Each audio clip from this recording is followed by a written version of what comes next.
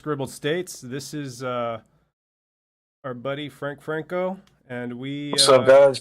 how's it going? How's it going? And yeah, we had a whole conversation on a last podcast about Tom and Jerry, which we kind of messed up on. I'll flop over to it now. I forgot to record the audio, so we're just gonna start over again with these guys. Sorry, Frankie. That was my bidding. But we had like a really interesting conversation before that. I mean, we can get into whatever you need to, but it's perfectly fine because we're just here to just kind of vibe. You know what I mean? Um, Hollywood. So we're talking about how um, it requires a certain type of connection to get into Hollywood. And Yeah, for sure. yeah, Yeah. and like how people move there to want to get into the industry, so right? Uh-huh. And I I trip out on that because I've always thought that like it's hard to get into the industry. You know what I mean? And it's never as easy as one would think it is. You know what I mean? Like there's always like a catch 22. You know? And then you were talking, you brought up Little Dicky, right? Yeah. We'll start with Dave, no money, but they're pretty much the Is it, same kind of. is he actually in that show Dave with Little Dicky? 'Cause that was a really good show, man. Not. It's So yeah, we were start. My bad. I thought you meant Young Gravy. Young Gravy and what's his name? Lil Dicky. Yeah, They're both they're similar, but like Lil Dicky's definitely more like a comedic approach, which they yeah. both do. But it's more of like a Jack Harlow type, if you know who that is. Jack Chrono. Nah, Harlow. Familiar. It might just be like my lack of knowledge of hip hop, or just unfamiliarity with it because I've been away from it for so long. First, if we're gonna talk about Hollywood, it's to me, I feel like Tom and Jerry's the best uh Example of it, thing. right? Is yeah, yeah, for Yeah, sure. because you see how they change like over time. You see this the weird 1990s, 1994 Nah, nah, Tom and I just Tom. meant like the start of Tom and Jerry, like MGM Grand and all that, Oh like the yeah, yeah. Tiger in the beginning. Yeah, Wasn't it like a ploy just to kind of like combat like a different um media giant at the time? I feel like that's what like the whole Bugs Bunny era was, the combat like Disney, right?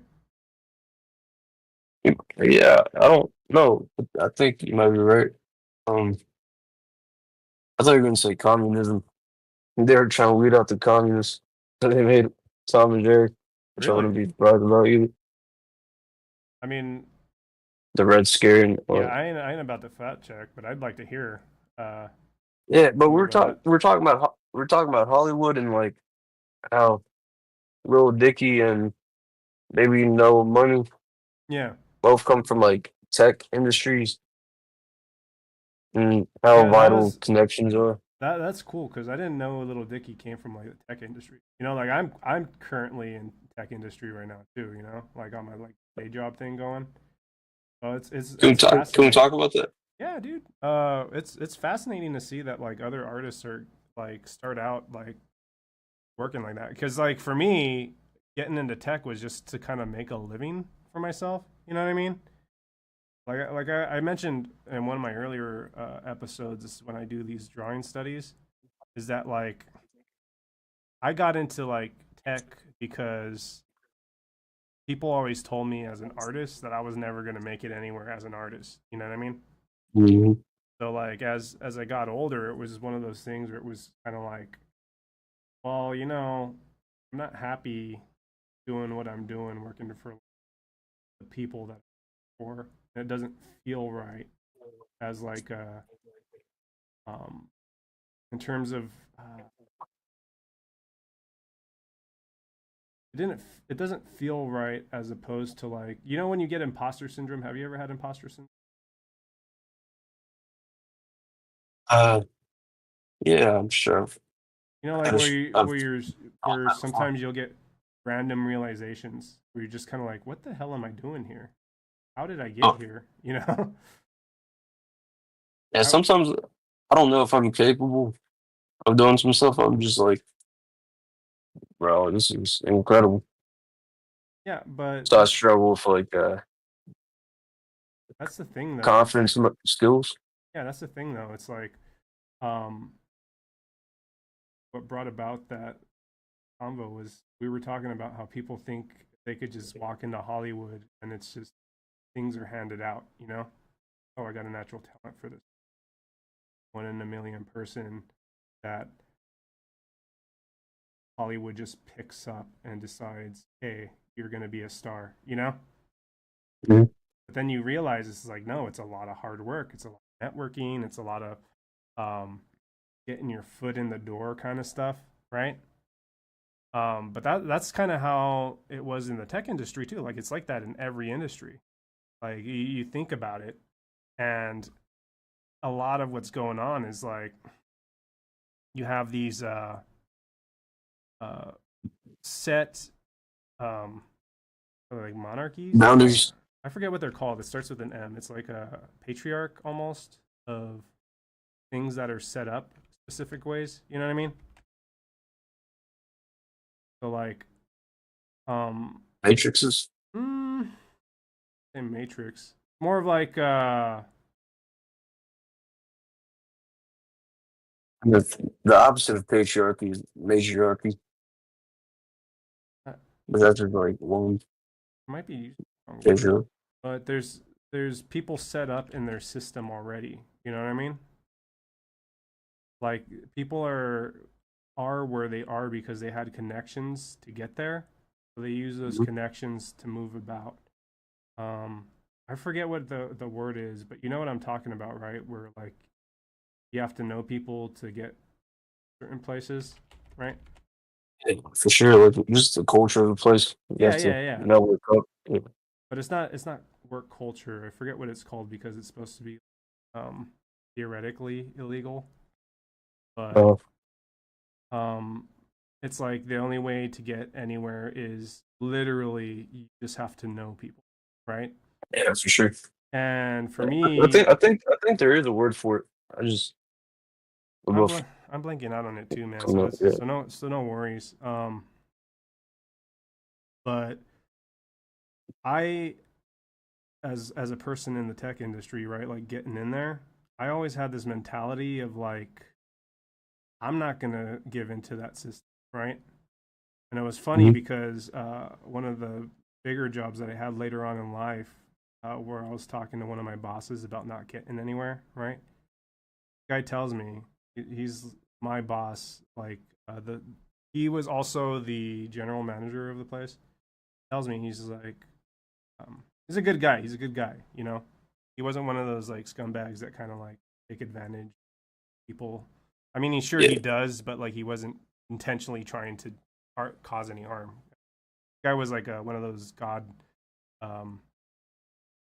you call him. Uh, Omnipresent yeah, yeah, yeah. He was just he didn't want to play by their existent. games, but he wanted to kind of still his way of life, you know. Uh, So he would okay, so we had this meeting in his office. It was like for one of those review things. I tell him I'm just like I'm always getting screwed over, you know, and you never see my worth in things that I do. And then he's like, "Oh, okay. Well, I didn't know you did all these things. Like, well, you see me doing them. So where's the issue, right?" And he tells me this. He goes, "Well, in order to get anywhere in the game, Lou, you have to play the game." And I was like, "Excuse me? Like, that's how you're gonna get anywhere in this place. You can't let people step all over you. You got to be ruthless. You got to be um, unforgiving, so to say." And you got to set your he pretty much told me in a harsh way, you got to set your boundaries and you got to know who to trust and who not to trust, right? yeah. And I told him like I'm not here to do that kind of stuff. I don't want to be hurting people to get where I want to go, right? But he told me, he's just like, look, keep in this industry with the way you are like that, you're never going to get anywhere. And that just it broke into this weird subconscious uh, that I had of like, oh, well, that's the same thing people told me about art, which is what I really wanted to do. You know what I mean? Mhm. So it kind of like got me to focus more on these art projects that I was doing. And at the moment, I was more like music because I would do a lot of like music stuff on the side, you know, like audio engineering and all that other stuff. But it wasn't like a super big profession. It was just as a side hustle. So I considered it like an expensive hobby, right? And eventually, I just kept working at it from there, man. So like these people that get into Hollywood, you know, um, you see you see them hoping for a handout, but the reality is like all industry is like the same, you know? So it's like you can't just walk Yeah, into for sure. a spot and then expect things to fall into play, you know? It's Uh, things are gonna happen if you make it happen, you know? So it's like, uh, so this tech, what you do, what you're working in right now, this tech industry job, um, is it with the music producing? the tech industry, no, it's not music production. I do that with Because I thought you did like aviation. no, I do aviation. But that music industry stuff was more of like the what do you call it? The side hustle at the time. You know what I mean? Mhm. So it was always Were you referring to the aviation job when you said you work in the tech industry? yeah, yeah. The aviation was like tech stuff, but at the time too, it was more satellites. California when I was doing that stuff, so it wasn't really uh like they tied together in my little story, but it's they're separate instances. You know what I mean? Like the tech industry where we were doing satellites and stuff was more about um, getting electromechanical stuff, right? Hmm. And at the time, it was easier for me to do music because that job just made me hate myself, so to say. Because I would be working on projects that were just not who I was. I don't know if that makes you know. With the aviation job. Yeah, yeah. Like even the job I'm doing now, it just it doesn't speak to me in the way that it doesn't speak to my soul. You know, to get It I don't know doesn't if that fulfill you. yeah, it doesn't fulfill me. Like I can go through the day and I just feel like an empty shell if I'm not doing like art on the side. You know? Yeah. And even with this art, it's just like it's a Well, matter can of I? Before we record, oh no, I was we're thinking, live, man. We're live. yeah, no, but before we start recording, like before we got on this chat, Yeah, I was having, I was having this topic for conversation running through my head. yeah, Um, so like we're talking about having a career in art, yeah. and like I love it, you love it, we all love it, people, creatives, but I was, I've been running back and forth with like, is a career in art like justified? Make like a living? To make a living out of it, I could say Yeah, anything's like as an artist. I think anything's possible, man. It's a matter of like we were getting with the Hollywood talk. It's a matter of how much work and dedication you want to put into something. hmm You know what I mean? Because the end payoff and all this stuff, literally your fulfillment versus your ability to live. You know what I mean? So you got to draw like yeah, a line somewhere. You know? Yeah, but I'm talking about like in the 1600s Oh where yeah, like Raphael and Michelangelo, they all yeah, had like rich patrons. yeah, But besides that, you were just like working in the field as a farmer or something. yeah. Like So in I'm like, retros, so I'm like, in the world we live in today, where like produce and food is more like obtainable, sort of. yeah. Like, are these careers in art like are they justified, I or are we just like people that are stubborn that want to make a living out of it? uh, depends on the passion, man. You know, like I was saying, if your passion is to go out there, because I got friends that do art full time, and they also have side hustles to dabble in to not become Depending on art. I guess like burnt out, you know, like burnt out Uh, in their passion. So like they constantly hustle, but it's not like an unwilling hustle. It's like they know they got the balance to determine how much hustle they're going to put into certain. You know what I mean? I don't know if that makes yeah, like sense. I no, I mean, for me, I couldn't see myself working another job in school or retire. Yeah. Like I have to do art.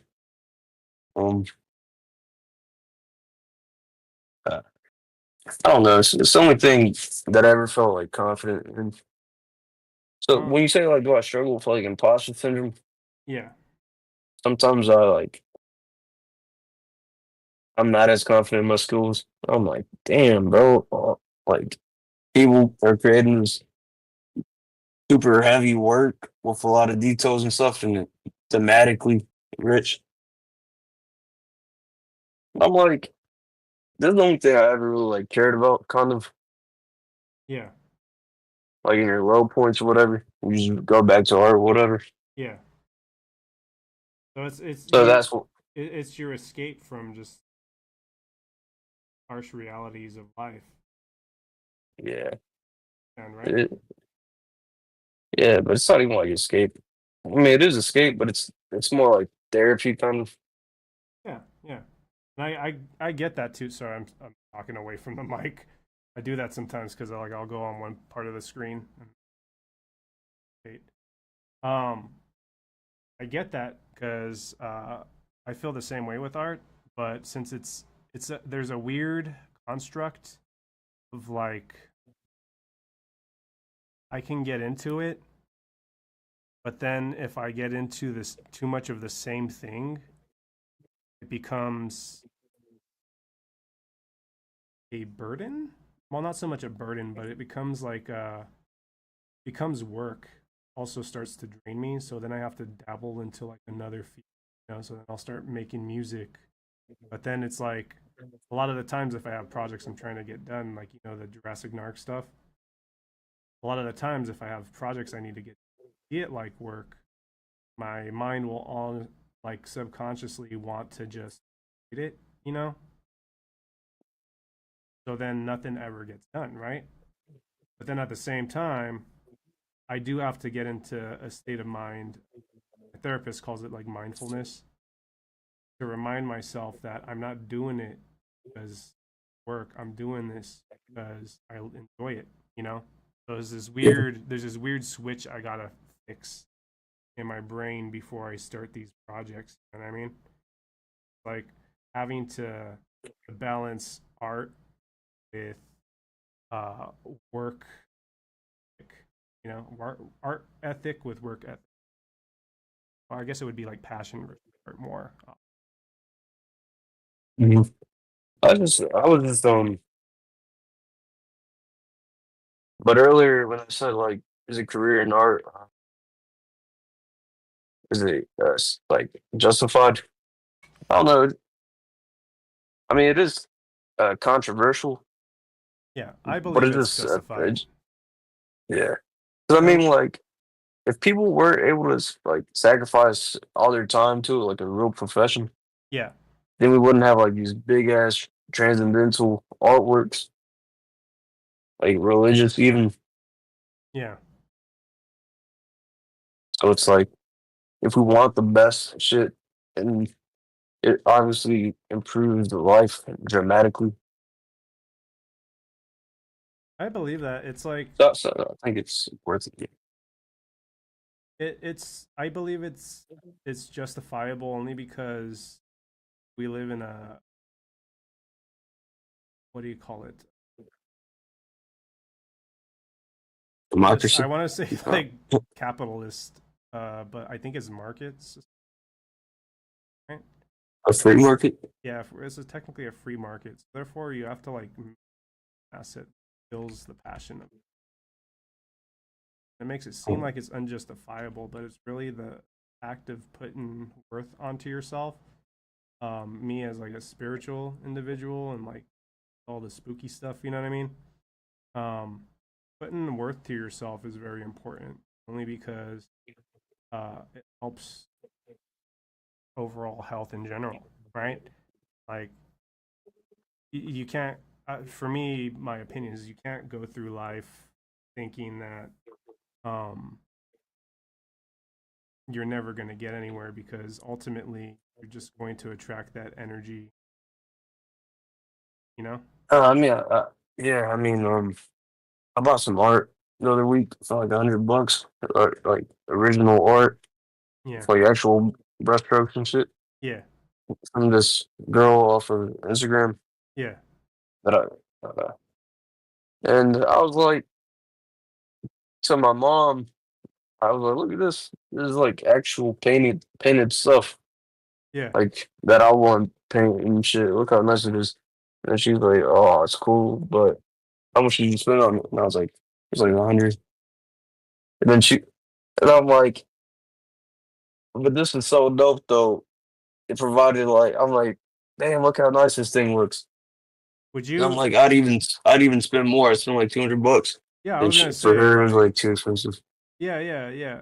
For her, it's probably too expensive because she doesn't understand the amount of work that goes into it. You know?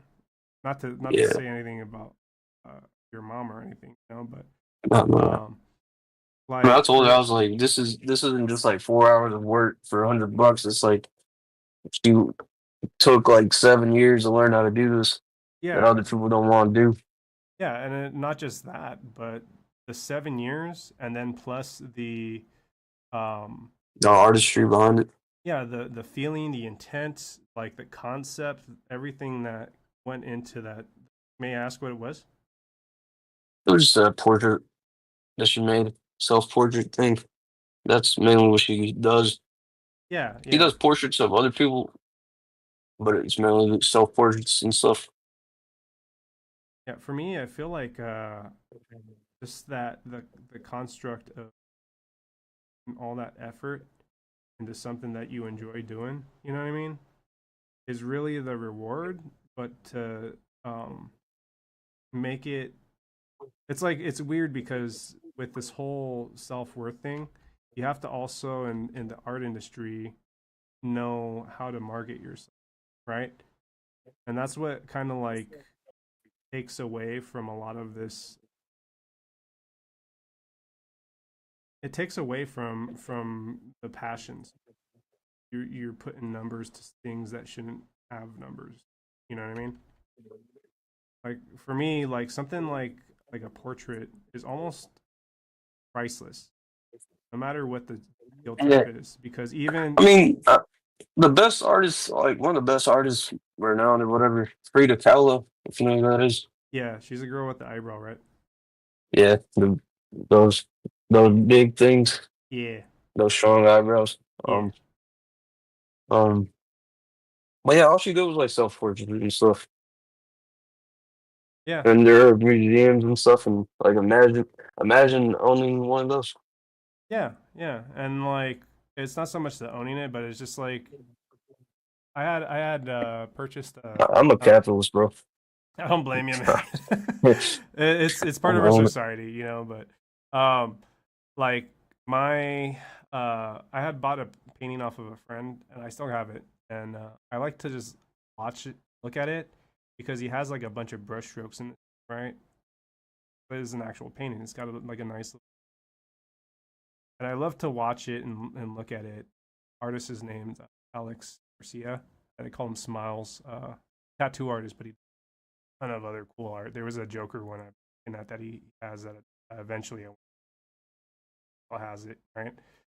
Um, but he he did this drawing, and a lot of the times when I'm trying to practice mindfulness, I like to look at it and I like to like see all the little brush strokes and time he took into getting Yeah, there, you know?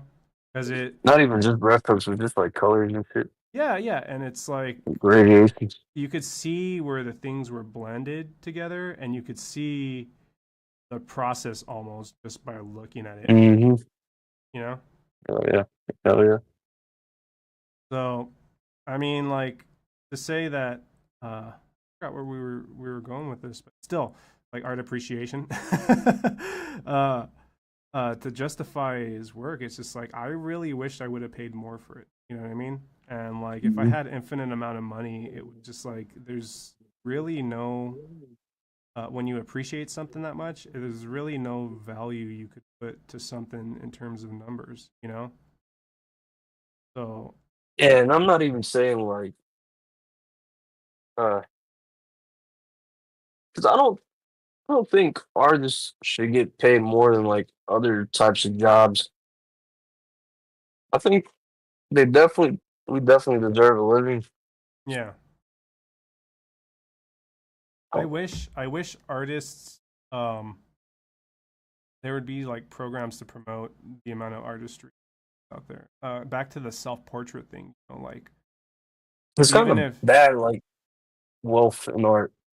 yeah, well think about it this way. Okay, so like someone that has schooling and has been through all these years of education and stuff goes and does art portrait and they sell their painting for like uh $40,000, right? But then there's someone that has no artistic experience, does their stuff on a painting that, let's say, like to everyone else in perspective, the painting sucked, but the person put all their work into try to making it the way they did it to try to make it at least like them. The same amount of work is almost put in, especially with the person of the dedication of the schooling, right? So it's like it's not that they didn't try as hard as the person; it's just they had no um Oh yeah. intellectual, yeah, yeah, on Oh, how, I thought you meant training, like the specialized training and shit. yeah, yeah, yeah. So these people with this person with no training could put something into this art that looks ugly to most people, did their best, is still um, just as valuable as someone that had years of experience doing it, because that adds to their experience, you know, and that adds to Mhm. um, their general. Oh yeah, hold on, Tyler's here. Yes, Tyler, this is actually live. You could join us if you'd like. It adds to their experience, right? Okay. So it's not a it shouldn't devalue the work, you know, in my opinion, because that person's still paying it forward with their dedication to their, you know what I mean? So you say that for like the pricelessness of art. Yeah, yeah. The pricelessness of art. It's just in perspective, that amount of effort is not. I wouldn't say equal, but it also has its own value in terms of how they tried. You know what I mean? How hard they worked for to try to at least get to that level of, you know what, I'm going to um I'm going to do this thing and I'm going to do my best on it, and from there if I get good feedback, if you put a price on it, right, get good feedback on Mhm. it, it'll push you to try even harder, you know? Because I mean, that's Yeah. one thing as an artist myself is like, never get any better if you don't fail. So the more you fail at something is like, um, the more you can grow, right? So it's more of an opportunity for growth. Yeah, not even that, but just like if someone tries their hardest, like you're saying, puts their whole soul into it, it's like how can you quantify Yeah, and you think about stuff the like process this. of somebody? Yeah, you trip out on things like this is stuff like this was made in like 1940s. Look at this, man. Like 1940s made Tom and Jerry, right? And Hmm. like the construct of it, we go to the skeleton portion on the left. You know, you want to do Tom, or you want to do Jerry? I could. We'll start up here on the top. Um, like the construct of this, like to come up with something just based off of like boom, you know. I'll end up doing Jerry. Like got this stick figure thing, right? Like this right Yeah. here is a mouse. they have they have Tom here. Like I would trace this Tom portion, and it's just like this stick figure is a cat, and then like oh crap. Well, I guess we could just turn this into an idea, right? So then they start, adding more details to their little stick figure, right? And then it's just like we got more details in our cat, and we got more details in our mouse. And then to come up with the storyline idea, it's like,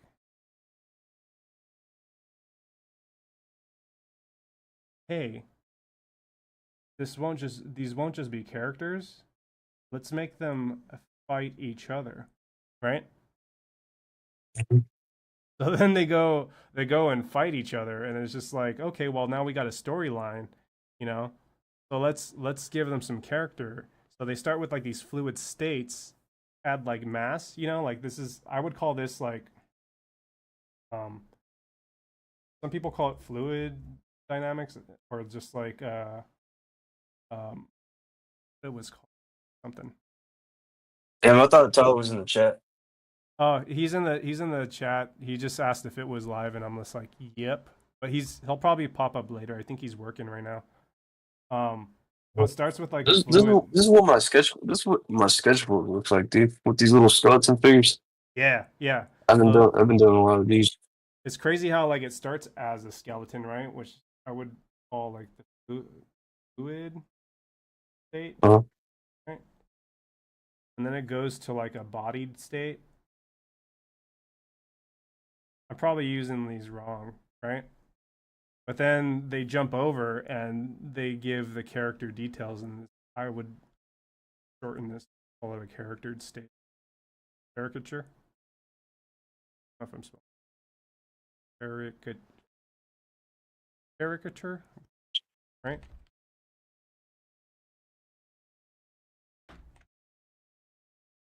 A for effort. yeah, I think there's just an H in front of the A right there. Caricature. At the very front. Cursive.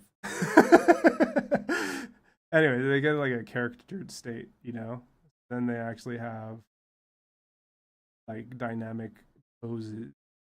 Well, not so much poses, but more detailed in their character to show that hey, this is not just a mouse. This is an entire character that has emotion and personality, right? From that Mhm. bodied state, they move it over to this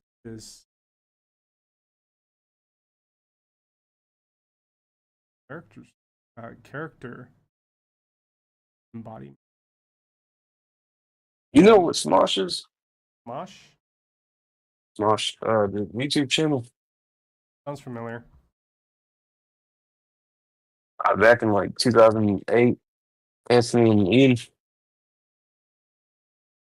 Yeah, it does sound very.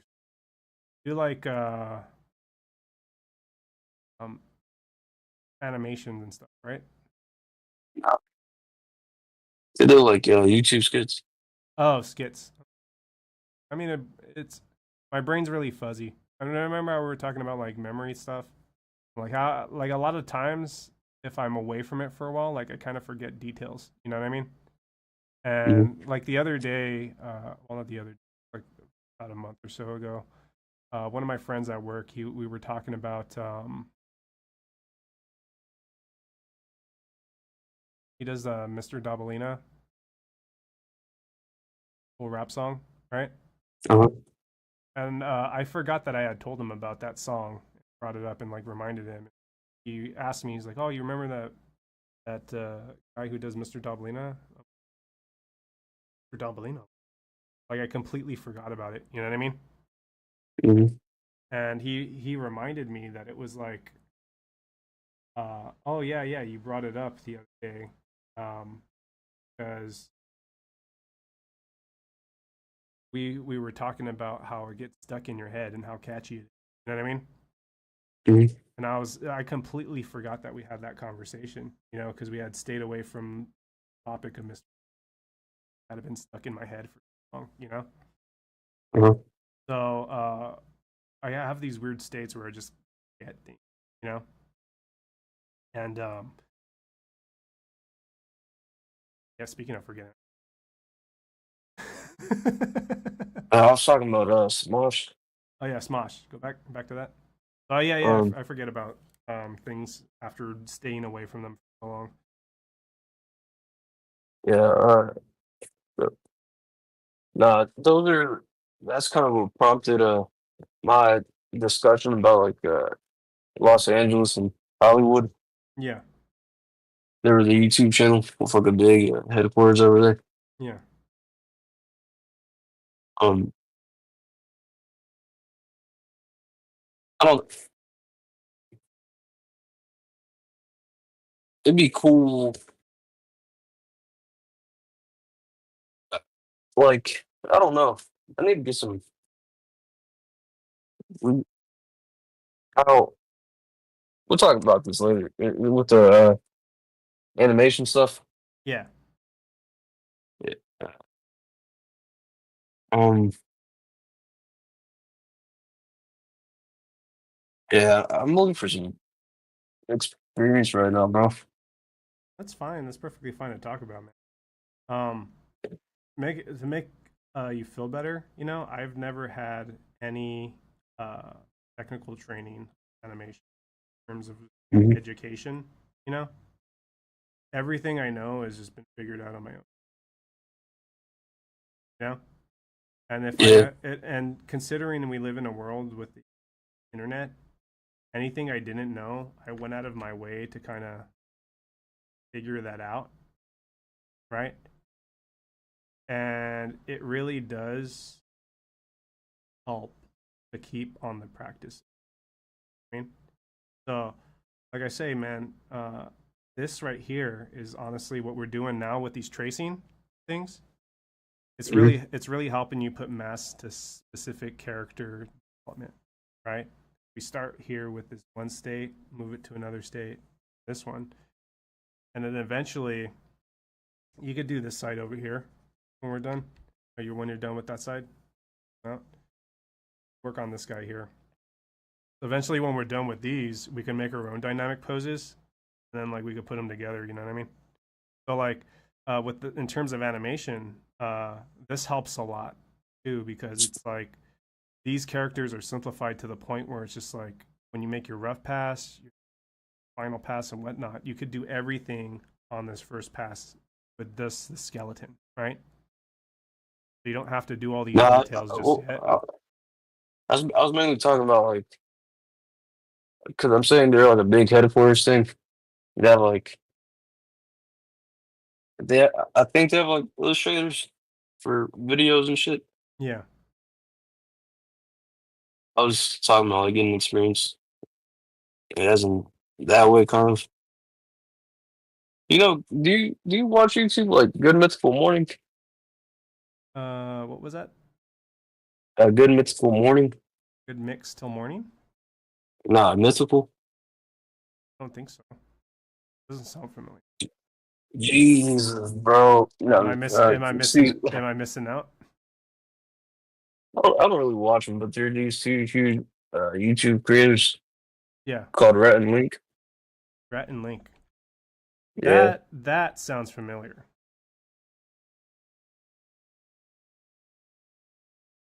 it's kind of like NPR's kind of. So do they just kind of like are they like that one guy called like something Brian? He does stuff on like anti-Trump. No, I don't think they ever even talk about political stuff. They kind of just make like they'll do like some recipes stuff, talk about little cultural stuff. Oh, so they just like they're not a political podcast. They just kind of heavy on their ideas kind of thing. Yeah, Yeah, okay, I get it. I mean I probably haven't heard of they'll them just though. I mean they'll talk about like sports commentators and little things that's going on in the cultural like guys kind of Hmm. like whoops, they shouldn't have done this. Oh, okay. So they're just like opinion influencers, right? Like they have an Yeah, opinion yeah, and they just kind of throw it out there. yeah, but it's never too like political or nothing. I always thought that was funny because that reminds me of like Captain Hindsight. What? Like Captain Hindsight. No, I don't know too well. You know, like a South Park episode where he kind of like uh it was like on the BP spilling, right? Build a Uh-huh. thing, and then they were just kind of like, well, um, he shouldn't have done this or that because it caused this to happen, but it was like after the fact that it happened, you know? They created like this whole.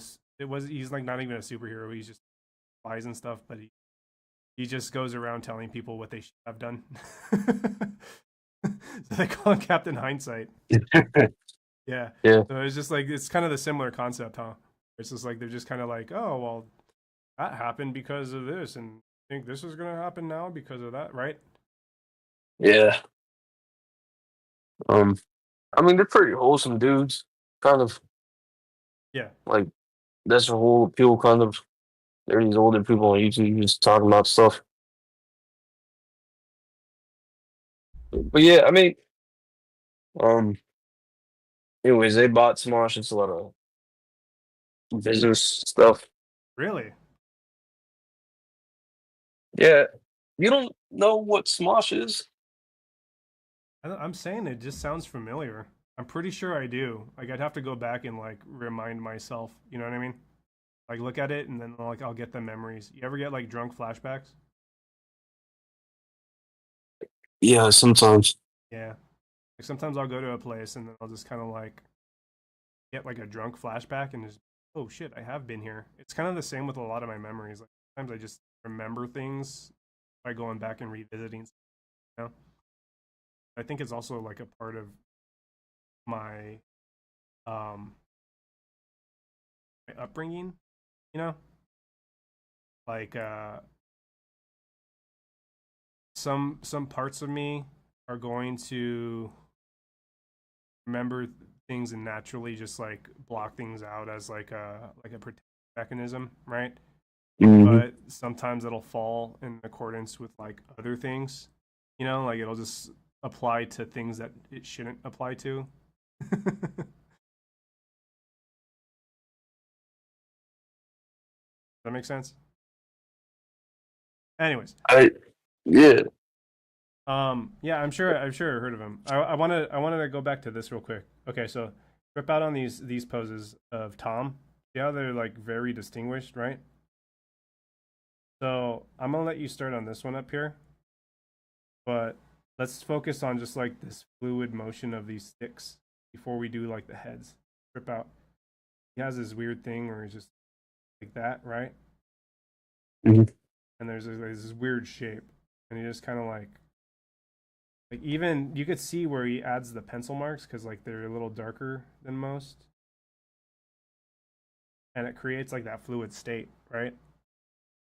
Or that dynamic pose, so to say, but just based off of the fluid motion of his pen. you know. And I thought Mhm. that was really cool because like even with this one here, like the motion's down this way, right? Yeah. But like he adds fluidity to it by just improving the shape, you know. And then see where it's like dotted, where the like the mass becomes into play, like this one here. I'm gonna try to recreate everything from here, so I'll probably like change my colors. Like the mass here of like the body is going to be around that first shape, right? And Yeah. then Uh, yeah, then he's got like the leg, right, which also gets turned into two things. And the hands are already there. I trip out on like why they did the hands the way they did. You know what I mean? Because the hands theoretically like they should be done last in my like visual opinion, right? See how I'm doing this in different colors now, right? So the hands are last. This is how I say because the head theoretically is just still there, but then they draw the details on these hands already, like as if they were already meant to be there, without knowing that they were gonna do the thing. There's no mass to the hands like the head does. The head has its own going on, you know. And it just trips me out because like all these other drawings that we did prior, which are probably older models. no, Uh, I think it helps a lot, bro. yeah, Because it's just like if you have a piece of yarn and then you know where the end point and the socket to the chest is, yeah. shoulder, and you put where the end of the yarn is, you'll be able to see it in perspective. I mean, dude, your perspective is really good, bro. Like this little if we go to the first slide, Oh, on the other side, yeah, like these characters and stuff. yeah, Like, bro, I saw you add like the mouth to the side of the face of the circle. yeah. It's like that's pretty good, bro. That's from like the years of training that I was telling you about. It's like having the fundamentals, art fundamentals, how you draw things in Yeah. shapes. Uh-huh. That's why I was kind of focusing on this bottom corner. You know what I mean? Uh-huh. So this bottom corner is just like it's got a lot of fundamentals in it, but they're mashed together. They're not so like free like the one on top, right? If I try to recreate this like on the side, um, like if I did my own character, you know, we'll probably end on that part because we're already like at 48 minutes. Like go back to black. So if I wanted to like draw a character here, right, and then put some like dynamic range on him, I could theoretically like draw the body, right? Got like these weird things and just the stuff based off of where I want the head to be. You know, Mhm. got to be like fluid motion to it. It's like you can't just draw it. You know? It could be like something like that.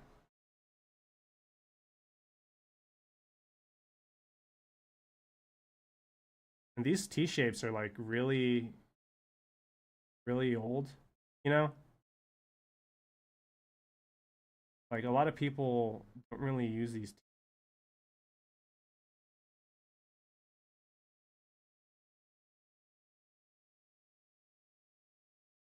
Then like the head And is. I mean, what else? What else do they use? Like, I mean, usually you would use like this body beanbag shape. You know what I mean? oh yeah.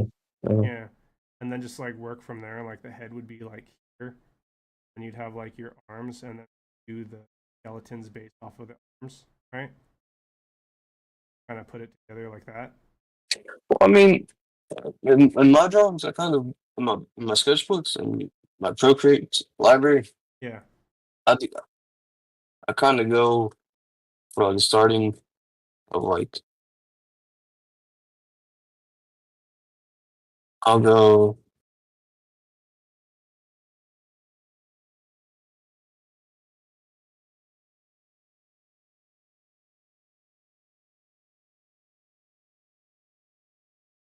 Put his shoulder right there,